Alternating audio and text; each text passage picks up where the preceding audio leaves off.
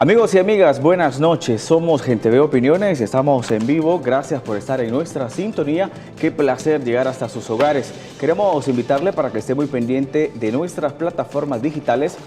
En Facebook, canal Gente Ve, estamos también a través de la señal abierta y por supuesto a todos los que llegamos a través de Claro Básico, Claro Digital y también Tigo.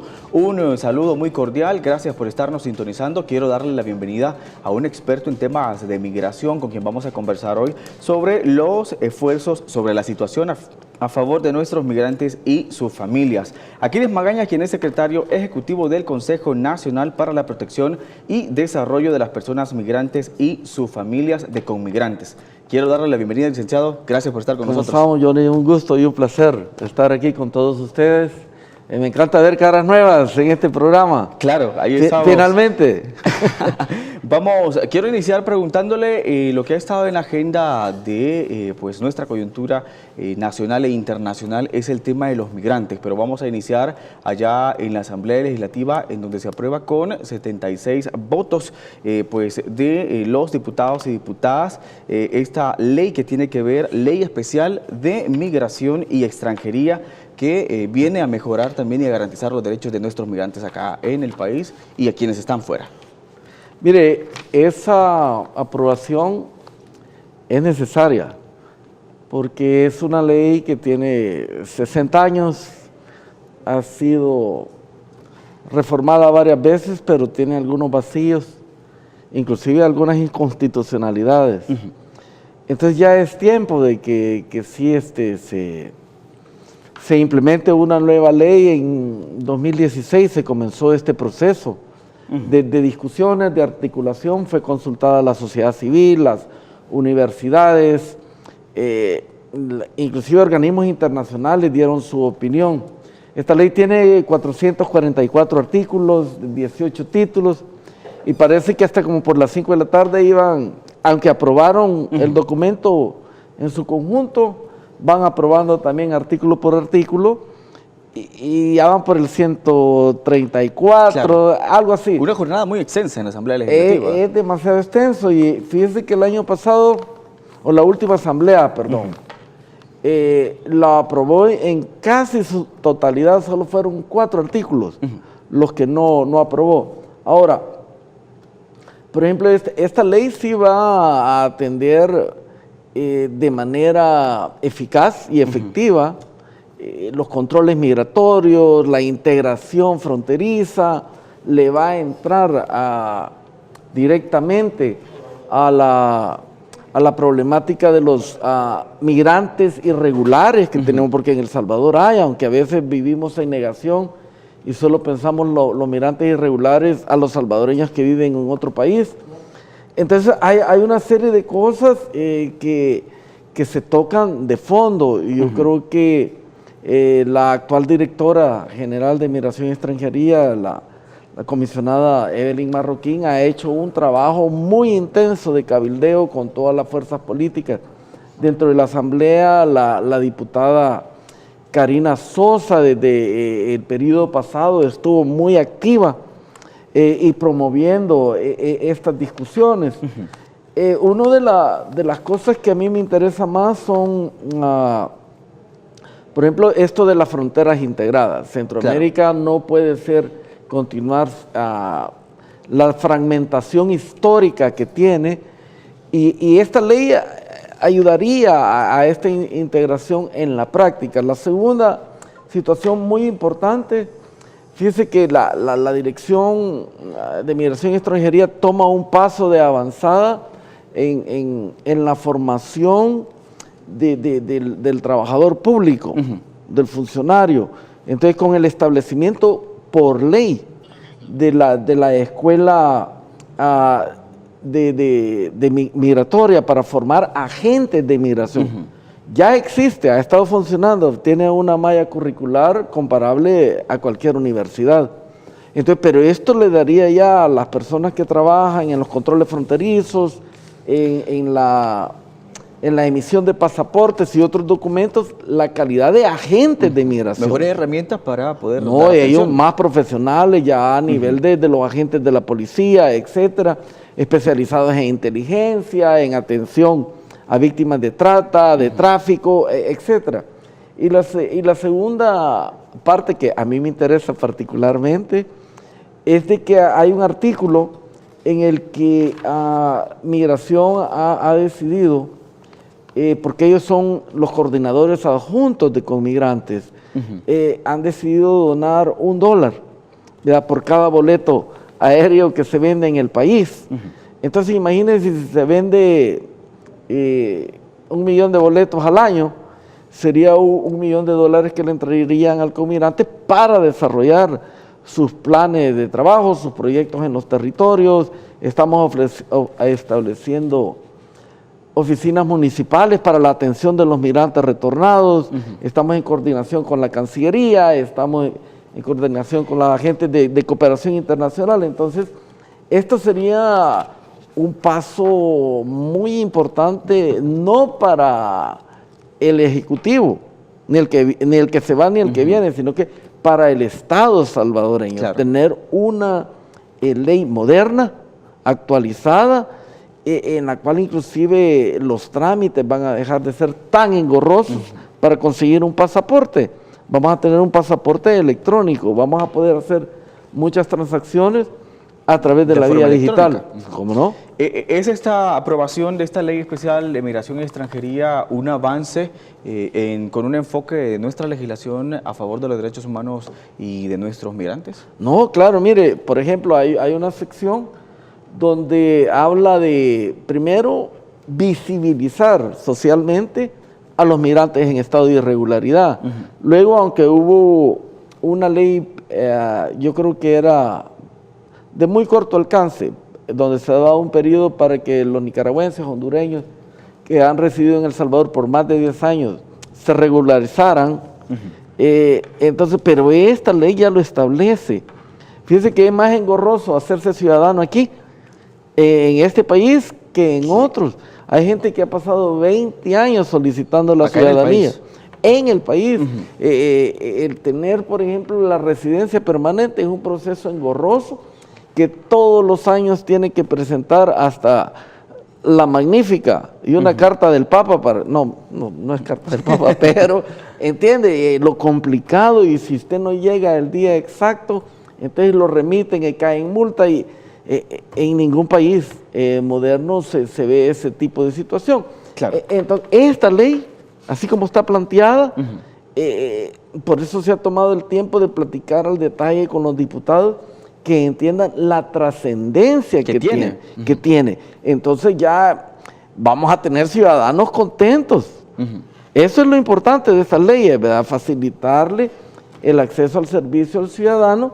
Y los extranjeros, mire, hay mucho europeo, estadounidense, canadiense, brasileños, inclusive mexicanos, que ellos quieren venirse a vivir a El Salvador. Así como nosotros nos vamos a vivir a otro país. Ellos quieren venirse, pero es engorroso. Entonces es casi imposible que ellos sean residentes permanentes o ciudadanos. Inclusive una amiga la van a juramentar el próximo lunes a las 7 de la mañana. Y ella ha pasado, y todo el mundo la conoce, la quiere porque es una mujer muy solidaria, desarrolla proyectos de beneficio a comunidades ahí en Comasagua, en unas islitas de Jiquilisco, con unas cooperativas de mujeres, de reconocida trayectoria humanitaria, compromiso social. Y ella ha estado solicitando año con año este proceso. Bueno, finalmente, después de 20 años, se va a convertir en... Y le digo que conozco el caso de detalle, porque aparte de que es mi amiga, yo le serví de testigo, le he acompañado en el proceso, hasta que muy felizmente la van a juramentar el lunes. Claro, muy importante la aprobación entonces, licenciado Aquiles, de esta ley especial de migración y extranjería.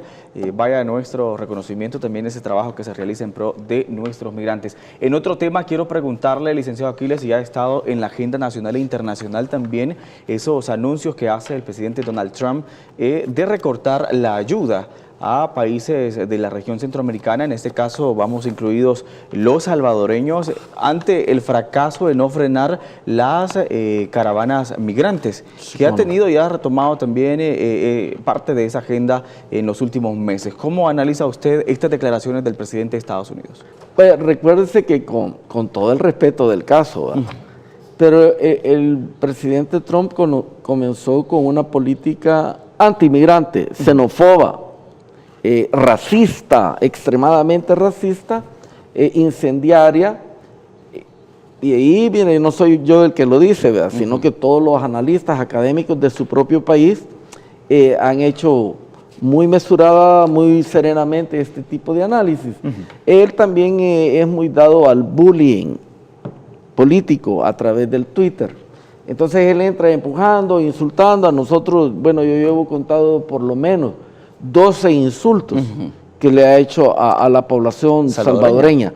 No solo a los migrantes, nunca a nosotros. Nos ha llamado shithole. ¿Entiende? Entonces, vaya, usted tiene que entender la naturaleza de este señor. Ahora, él está un poco frustrado con la situación migratoria porque no le ha salido ninguna. Claro. Fíjense que todas las medidas que él ha tomado, muchas de ellas inconstitucionales, se las han revertido los circuitos, las cortes, ¿verdad? Los jueces de migración han dicho, no, esto es inconstitucional, esto es ilegal. El Congreso no le ha aprobado los fondos que él ha requerido para las ¿cómo se llama? El muro y el reforzamiento de la frontera. Él decretó una emergencia nacional y no le ha salido nada. Entonces él está extremadamente frustrado. ¿Por qué? No es simplemente porque los demócratas y los sectores sociales de ese país se quieran oponer, sino que, uno, los migrantes son tradicionalmente para ese país, han sido una fuerza determinante para su desarrollo económico, político, social y cultural. Es una de las sociedades más diversas que existe en este planeta, pero eso ha sido porque los primeros que llegaron hace 500 años, pues sí, venían de Inglaterra, venían de Alemania, venían de Francia, venían huyendo de la persecución religiosa que se sucedía en esos momentos ahí. Eran migrantes. Por ejemplo, los alemanes, los franceses y los irlandeses se establecieron en la parte norte de la costa atlántica, en Massachusetts, en New England, y toda esa área. Entonces, los migrantes le dieron ese poder a este país. La mamá de Donald Trump, migrante indocumentada, la esposa, Ivanka, inmigrante indocumentada que la tuvieron que legalizar, el papá y la mamá de la esposa de Donald Trump, migrantes indocumentados que les tuvieron que así hacer el rapidito, el express para darle. Entonces el señor está frustrado que no le ha salido ninguna. Desde noviembre del año pasado hubo un cambio en la correlación política en el Congreso, especialmente en la Casa de Representantes. Recuerden que cuando Obama estuvo en el poder, los republicanos dominaban el Senado y la Casa de Representantes. Hoy se ha revertido la ecuación. Trump es republicano, pero los demócratas reganaron el control en la Casa de Representantes. Eso quiere decir que hay más poder de negociación y hay varias gente comprometida. Tenemos a la congresista Nancy Pelosi, que está sumamente comprometida con los migrantes. Ahí está Lucille Roybal, y hay una serie de gente que están proponiendo dos cosas. Uno, una reforma de ley más exhaustiva, porque también la ley migratoria de Estados Unidos ha caducado y ya no da para más. La última reforma fue en 1990 con el presidente Clinton. ¿Cuánto ha pasado? 28 años. Ya se necesita. Y la otra es de que va dirigida a no solo a aliviar, sino que a reconocer el aporte que han dado los beneficiarios del TPS, que son casi 300,000. Los nuestros son como 195.000. Son los que dinamizan la economía en Pero Estados son Unidos. 11, 13 países, ¿verdad? Que han estado por 15 años o más, mire, todos los años presentando sus impuestos, tienen trabajo, Claro. han invertido en la economía, porque allá recuerden que los impuestos es un poco parecido aquí, solo que más sistemático, hacer la declaración anual, en abril también les toca, pero por cada cosa que usted compra, por ejemplo, aquí un par de zapatos le cuesta $30, usted paga cabal los $30. Allá no, allá paga los $30 más el 8% de impuesto Sobre el costo de los sobre el zapatos. costo de los zapatos. Entonces, esta gente ha estado invirtiendo en todo eso. Los muchachos que crecieron, que se fueron indocumentados con su papá y su mamá, y ya crecieron, están yendo a las escuelas, ya están yendo a las universidades, muchos ya trabajan. Por eso tenemos también los 600,000 y pico de los beneficiarios del DACA, los jóvenes que están peleando, porque también se les legalice. Afortunadamente el número para nosotros es menor, Claro. pero los mexicanos es el mayor Son grupo. más. Entonces, esta gente ha hecho mérito. La tradición de ese país es reconocer los méritos que hacen los migrantes y premiarlos, ya sea con la residencia permanente o con la ciudadanía. Hablando de México, licenciado Aquiles, acompañado el martes también, las declaraciones iban con esa amenaza de cerrar la frontera de Estados Unidos con México. ¿Cómo debemos entender nosotros esta situación que también pone pues en entredicho ese flujo migratorio que debe de existir entre los países? Mire, eso dentro de la lógica de la frustración que tiene ese señor, y se me quedaba un punto que va relacionado con esto. Mire, él puede amenazar en cortar la ayuda. Es un proceso más complicado que eso, porque Claro, la ayuda la adjudica y la aprueba el Congreso. Ellos tendrían que ver de qué manera. Pueden dilatar algunos procesos de aprobación, pero no... No sería inmediata. No sería inmediato, ya los compromisos son compromisos. La otra es de que, mire, el caso de Honduras y de Guatemala son gobiernos de una ideología de derecha, muy cercanos a él, y los está castigando. En el caso del gobierno actual es de una ideología de izquierda, pero sin embargo han tenido muy buenas relaciones de trabajo, pero la diferencia es, y sin pecar de malinchista o nacionalista, El Salvador es el que más ha cumplido todos los requisitos que le han pedido, Alianza para la Prosperidad, el Fondo del Milenio. Mire, si usted ve la tabla de migración, en lo que va del año, hasta el 29 de marzo, con respecto al año pasado, del mismo periodo, la tasa de retornados de México y de Estados Unidos se ha reducido. En el 2017 tuvimos, por ejemplo, 52,000 retornados en el año, pero ya en el 18 eso bajó a 26,000.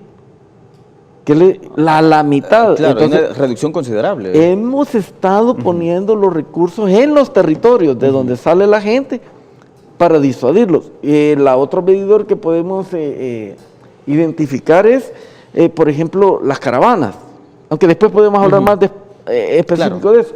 Pero, por ejemplo, las caravanas aquí, hubo una el 28 de octubre, en la cual sí hubieron 1,000 y pico de gentes, 1,500, creo 1,600, pero después de eso no han pasado de 100. Claro. No hay una desesperación, no hay una explosión social por irse en las caravanas, lo que sucede en otros países. En Honduras es el caso más sobresaliente. Lo que le quiero decir con esto es que, ¿por qué la gente no está desesperada? Porque hay algún tipo de transformación en los territorios. Usted ve que aquí hay poder adquisitivo. Ahorita salgamos de este programa y vamos a cualquier restaurante, está lleno. Centros comerciales. Centros comerciales están llenos, la gente está gastando. Vaya mañana a comer sopa de frijoles al mercadito de Antiguo Cuscatlán, está topado eso. Entonces hay mayor poder adquisitivo, la gente no está tan desesperada. Cuando el Viceministerio de Transporte le reporta que el parque vehicular, aunque es una pesadilla, ha llegado al 1,000,000 de vehículos. ¿Qué significa eso? Que la gente tiene la capacidad de comprar un carro.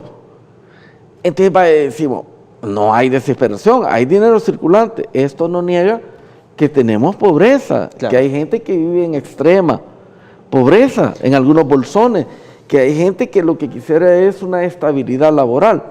Eso no lo estamos negando.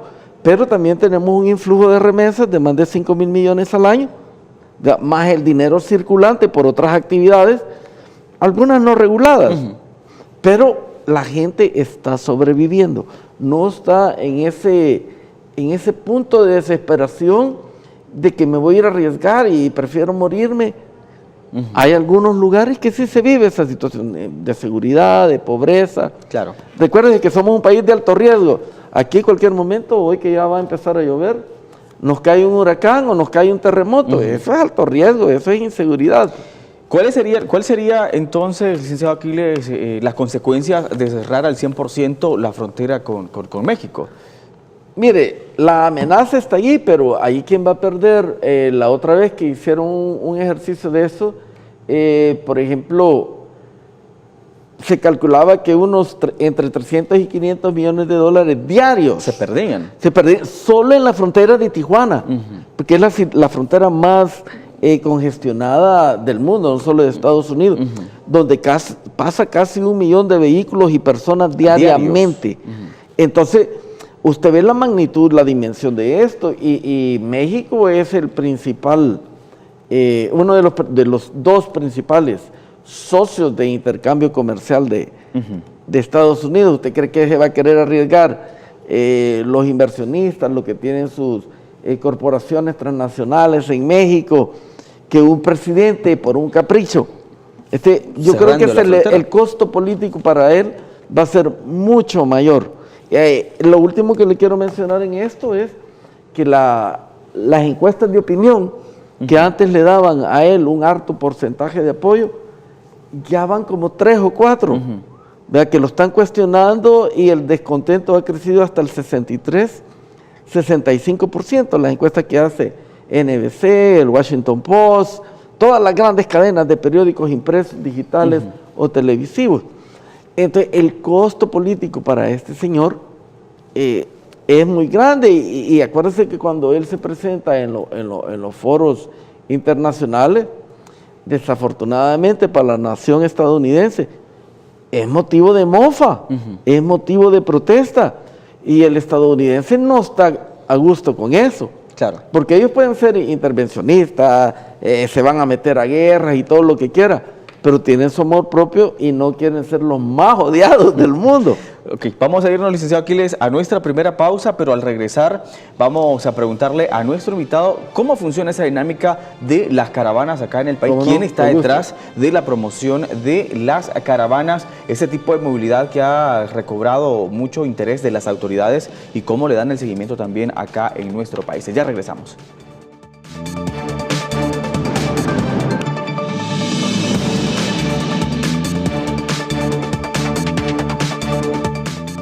Gracias por continuar con nosotros, somos Gente Ve Opiniones. Si usted cena a esta hora de la noche, buen provecho, gracias por informarse con nosotros. Está Aquiles Magaña, quien es secretario ejecutivo del Consejo Nacional para la Protección de Desarrollo de la Persona Migrante y sus familias con migrantes acá en el país. ¿Quién está detrás de estas famosas caravanas que ha tomado mucho renombre en los últimos meses en el país? ¿Cómo es esa dinámica de migración acá y cuál es el trabajo que se realiza a través de las autoridades para darle ese seguimiento? Pues mire, hay varias, digámosles, tesis sobre esto. No puede haber como una cuestión contundente.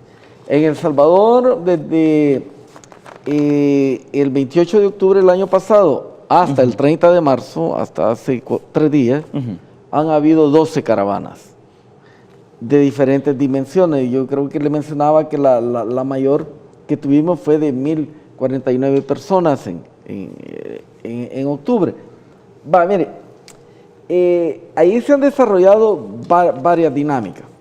Una, recuérdese que el flujo migratorio de El Salvador tiene 50 años.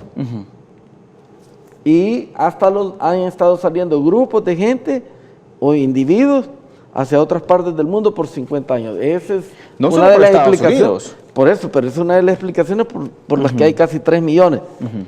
No es que todos se fueron. Esa es una. Estas caravanas le vinieron a dar visibilidad a estos flujos.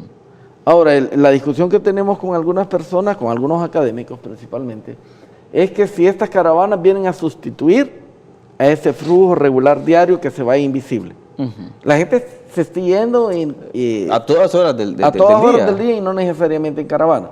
Entonces, la conclusión que hemos avanzado es que no, sino que este es un nuevo viraje de los flujos migratorios irregulares. Entonces, pero también nos demuestra otra cosa, fíjese, que aquí han habido estimados a la ligera de que están saliendo 500, 700 personas diarias del país. Pero si usted ve en las caravanas, les toma un mes y medio en organizarlas y salen 20, 45, 100 personas. Entonces, eso ya está resquebrajando la tesis de los 700. Diarios. ¿Verdad? Entonces, porque, dice usted, ¿cómo? La otra cosa que se nos tenemos que registrar es las rutas. Teníamos establecidas 4 o 5 rutas en las diferentes partes de la geografía de Guatemala y México, y sí, se ha confirmado. Esto también nos ayuda para empezar a buscar de una manera más sistemática, no es que no se haya hecho, pero poner más recursos en aquellas personas que han desaparecido en la ruta. Claro, niños. Niños, pero hay muchas mujeres, jóvenes, que algunos se han muerto y los han enterrado en fosas comunes, otros, en el caso especial de las mujeres jóvenes, han sido víctimas de trata, o las han usado de mulas para que lleven droga, etc.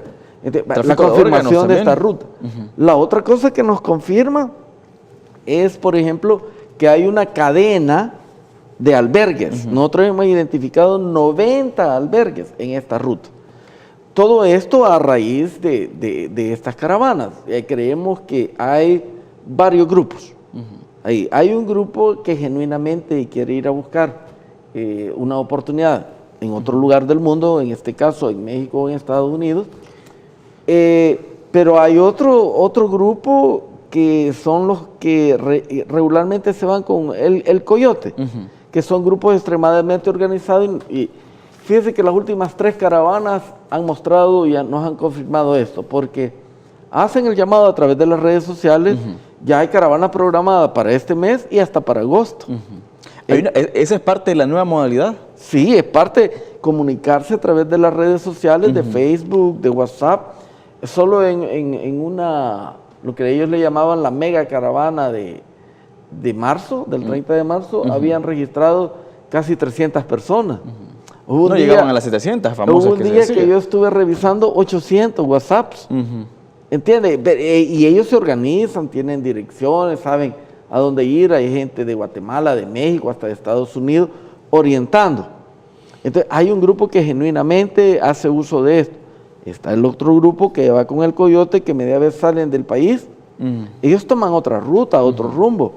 Entonces, si usted ve de los casi 3.224 salvadoreños que han salido en estas 12 caravanas, ¿cuántos hay en Tijuana? Sí, el grueso es hondureños, guatemaltecos, haitianos, y los salvadoreños que hicieron. Entonces, lo que no se dice es que la mitad de todo eso que salieron ya se regresaron, y los tenemos registrados en los controles fronterizos de migración y extranjería.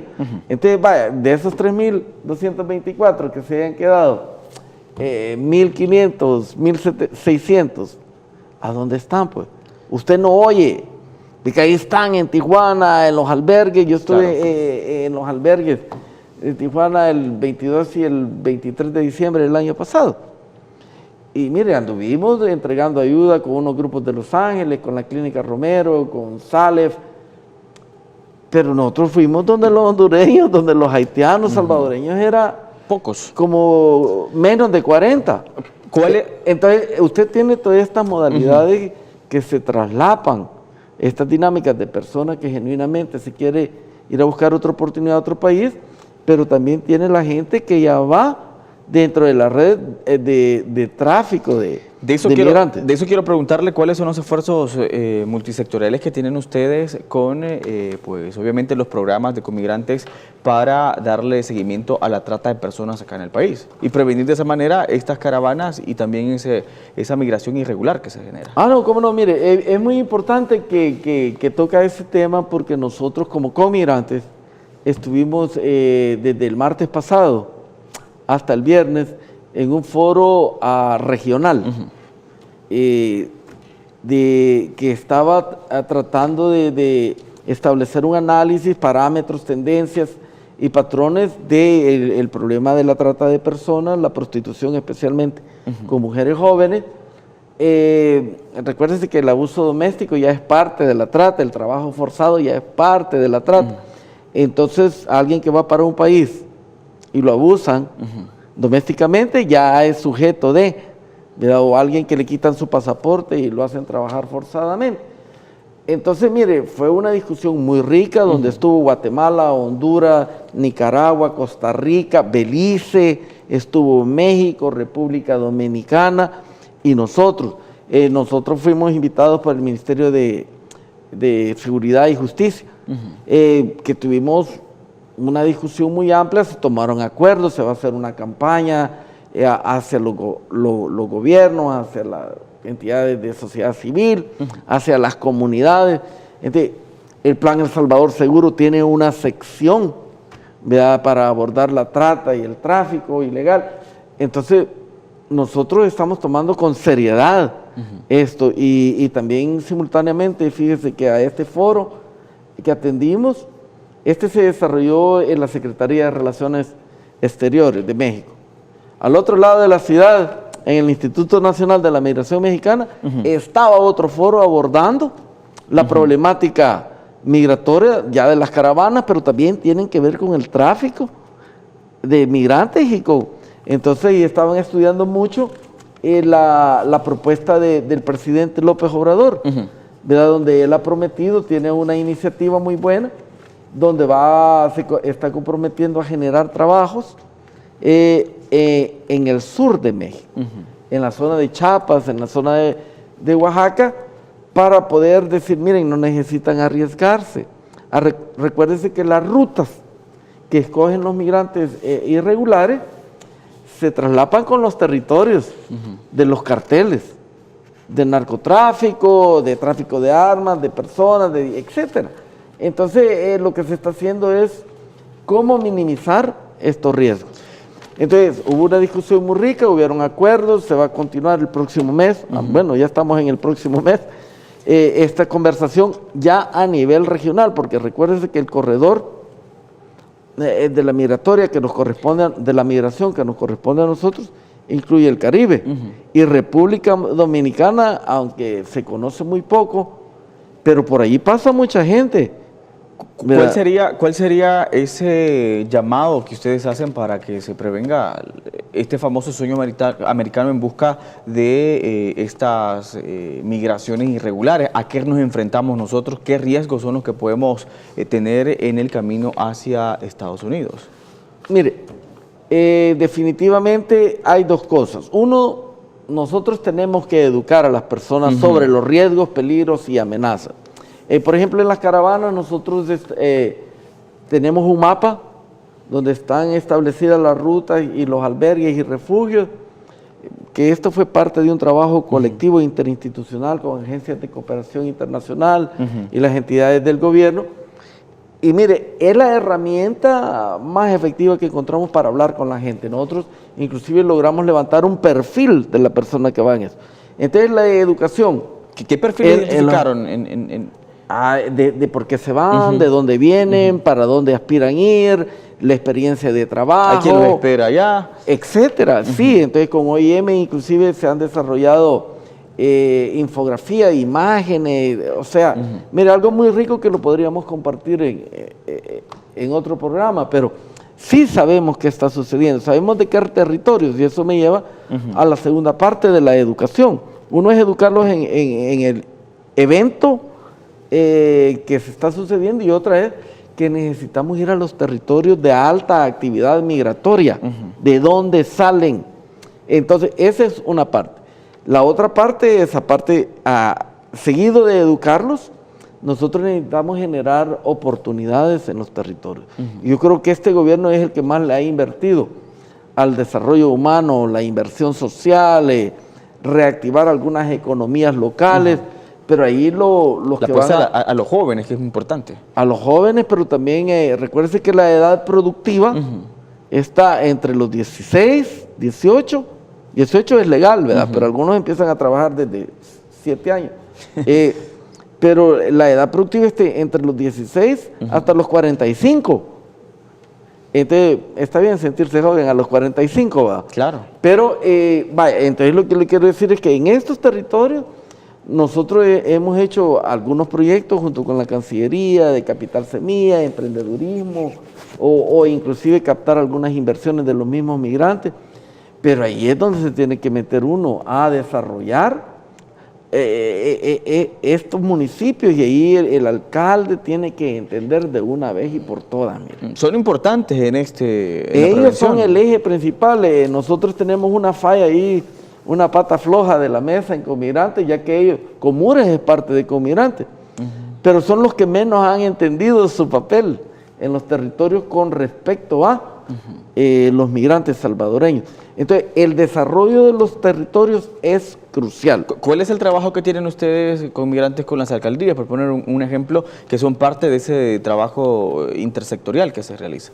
Mire, nosotros hemos comenzado con la alcaldía de Zacatecoluca a desarrollar, ya establecimos y estamos desarrollando y consolidando una oficina de atención al migrante. Entonces, queremos que los servicios de orientación, sobre algunos servicios de salud, de educación, se den desde la alcaldía. También queremos que desde la alcaldía se le diga al migrante, mire, aquí hay una oportunidad de trabajo. Y queremos que desde la alcaldía también se le diga, vaya, mira, vos tuviste en otro país 20 años, sos chef, sos fontanero, calificado, te vamos a ayudar con Insafor a traer tus credenciales, a darle validez a eso. Y aquí hay Capital Semilla, para que empeces tu empresita. O llevar, por ejemplo, proyectos creativos. Mire, aquí no somos muy dados al valor agregado de las cosas. Si sembramos café, lo que queremos es vender el quintal de café. Tenemos un acuerdo con la Cordillera del Bálsamo, son 6 municipios que ya empezamos a trabajar con financiamiento de AIE y el apoyo de OIM, donde le estamos proponiendo, miren, aquí es una cafetalera.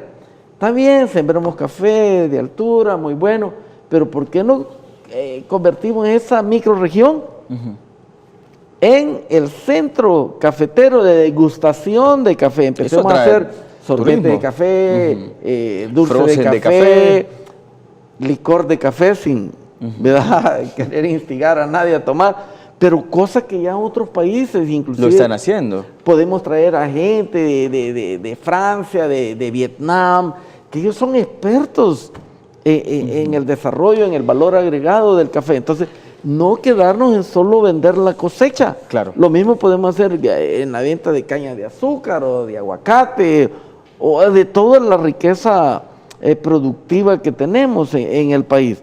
Entonces, nos estamos metiendo con ellos. Ya tenemos pláticas con Usulután.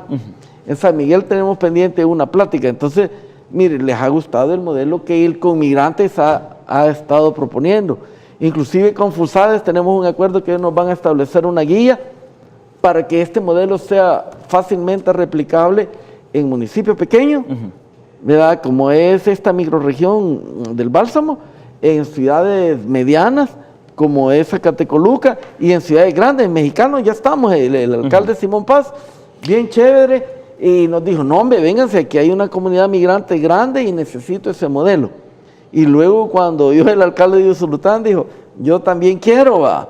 Entonces, mire, el Comigrante solo somos 4, con un presupuesto que le daría risa si se lo cuento. Entonces, pero nos hemos desplegado nacionalmente, territorial, internacionalmente. Mire, este foro que yo fui, pues sí, ahí nos autofinanciamos los viajes, pero es necesario irle a decir a la gente, este gobierno está trabajando, y estas son las consecuencias. Y estos son los resultados concretos. Claro. Entonces estamos trabajando en este modelo para llegar a los territorios y vamos a andar haciendo la labor evangelizadora con los alcaldes, no nos vamos a cansar. Para eso me entregaron este librito azul, mire, la política nacional de los migrantes. Vea, el presidente Sánchez Serén me lo entregó hace 2 años y no hemos parado de explicárselo a la gente porque esto es nuestro plan de trabajo, nuestra guía para defender a los salvadoreños. Tanto los que están aquí, como los que retornan, como los que están allá afuera. Vamos a irnos, Aquiles, a nuestra segunda pausa, pero al regresar vamos a hablar un poco también sobre los retornados, qué sucede, y también las familias migrantes que son separadas al llegar allá a Estados Unidos, cuál es el trabajo que realizan ustedes para, obviamente, reencontrarlos. Y es muy importante, hay que destacar esta ley que se aprueba, Ley Especial de Migración y Extranjería, para proteger los derechos de nuestros migrantes. Ya regresamos.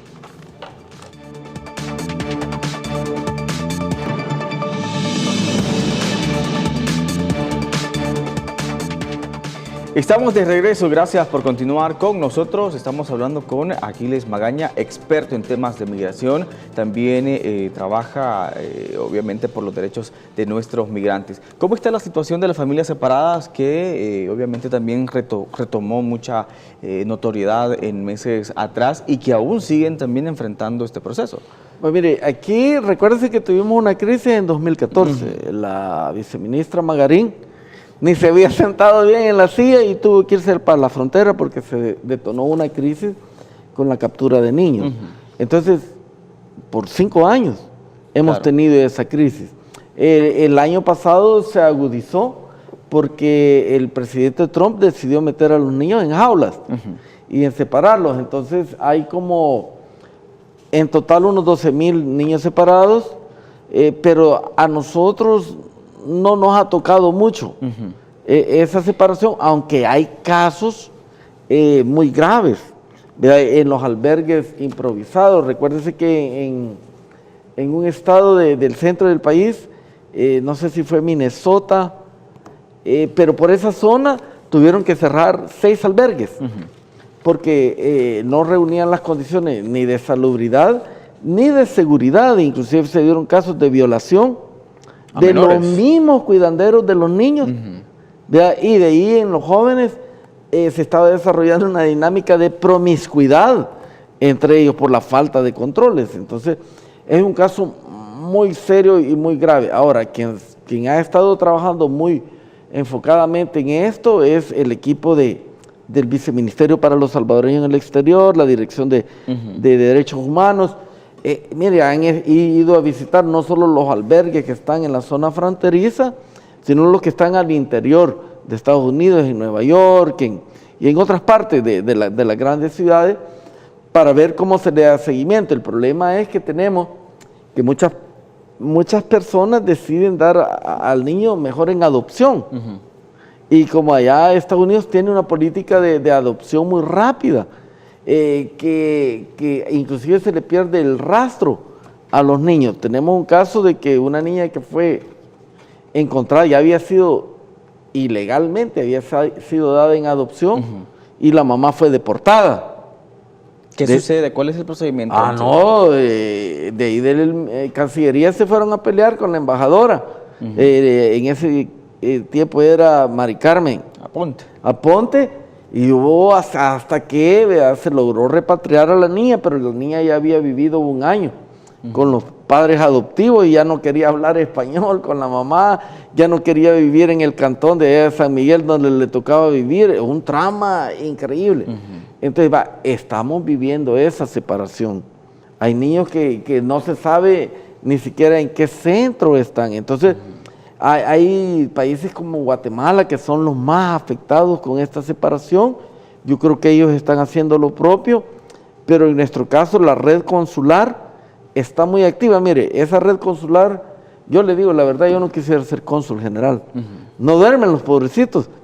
Les cae la caravana, le cae la crisis de los niños, las actividades diarias que tienen que lidiar en los consulados, luego reconocimiento de cadáveres, tienen que negociar con las patrullas fronterizas.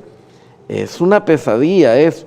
Sin embargo, se está respondiendo a esa crisis. Hay como un análisis, un conteo de que en el caso de nosotros, aunque hay niños separados, no es una situación fuera de control que nos produzca una crisis. Ya para cerrar, licenciado, casi se nos termina el tiempo. ¿Tiene usted alguna información que sea valiosa y que la deben de saber nuestros compatriotas que están aspirando al TPS o que están ya en el proceso de TPS allá en Estados Unidos? ¿Cómo no? Mire, toda la información que le he dado es valiosa ahora. No, pero más el tema del proceso del TPS. Mire, la Alianza Nacional TPS ha girado un análisis de cómo entender las dos propuestas que se han presentado. Claro. La de la congresista Nidia Velázquez, Lucille Roybal Alari y la congresista Clark. Entonces ellos están demandando que se incluya una serie de criterios, casi todo, están pidiendo la demanda máxima. No funciona así en Estados Unidos. Lo importante es asegurarse, y es lo que enfatizaba la congresista Pelosi, en que la gente de DACA y el TPS sea reconocida ya, y que le den la residencia permanente o la ciudadanía. ¿Qué pasaba con los Dreamers también? Ya, esos son los DACA, son los Dreamers. Entonces, y aunque esto no alivia la situación de los 11 millones de indocumentados en el país, pero sería un paso en firme, porque no se va a poder lograr una reforma migratoria en conjunto, así como se logró en el 81 y luego en el 96. No se va a dar así. Entonces las demandas máximas son importantes para negociar. Claro. Y aquí yo creo que el grupo que hay que salvar ahorita es el TPS y el DACA. Eso nos va a abrir espacio. ¿Cuántos salvadoreños están amparados al DACA y al TPS? Mire, yo creo que en el DACA, no me recuerdo muy bien el número, pero son como 20,000, 23,000. Y el TPS son 195,000. El caso del TPS lo tiene que multiplicar por 3. Claro. Y aún así hay compatriotas que todavía no tienen estatus legal. No, es que es un estado de protección que algunos se salieron, otros se murieron, otros eran más de 200,000. Eran como 200,300, algo así. El caso es que algunos se han casado y arreglaron sus papeles de otro modo, otros desistieron. Nos ha quedado una reducción de 195,000 y el estimado es que en la última registración que hubo el año pasado, solo se registraron 175,000, aunque Estados Unidos no ha tirado el dato oficial. Entonces sí hay varias formas de regularizarlos y se está peleando en varios frentes. Legislativo especialmente. Entonces, nosotros como Comigrantes le estamos sugiriendo a las organizaciones de incidencia política de cabildeo en Estados Unidos que estudien las propuestas, pero que no se vayan a perder en la noche de la demanda máxima, sino que hay que salvar lo que se pueda, y el grupo del TPS, de los Dreamers, el DACA, es salvable, y ahí hay que tirarse a defender eso y que el Congreso de los Estados Unidos haga una resolución ya. Claro. Quiero agradecerle por esa valiosa información que nos ha brindado el licenciado Aquiles, un hombre experto en materia de migración durante todo el espacio de entrevista. Buen trabajo el que realizan también con migrantes que están velando por el derecho de nuestros migrantes compatriotas en Estados Unidos y otras partes del mundo. No, mire, Johnny, le agradezco mucho las preguntas. Usted hace mejores preguntas que Luis. Entonces, espero que sigamos viéndonos y le agradezco el espacio para hablar con la audiencia, la comunidad salvadoreña en el exterior y los que tienen las familias aquí. Claro, por supuesto. ¿Cómo lo pueden contactar si también necesita asesoría migratoria? Mira, ahí en Comigrantes, ahí estamos, tenemos Facebook, tenemos todas las redes sociales, solo ponga Comigrantes El Salvador y la asistencia garantizada. Y los lunes tenemos un programa en Radio Nacional, ¿verdad? Se llama Conexión Migrante. Igual, hablamos con todos los migrantes del mundo, los conectemos de Irlanda, de Italia, Estados Unidos.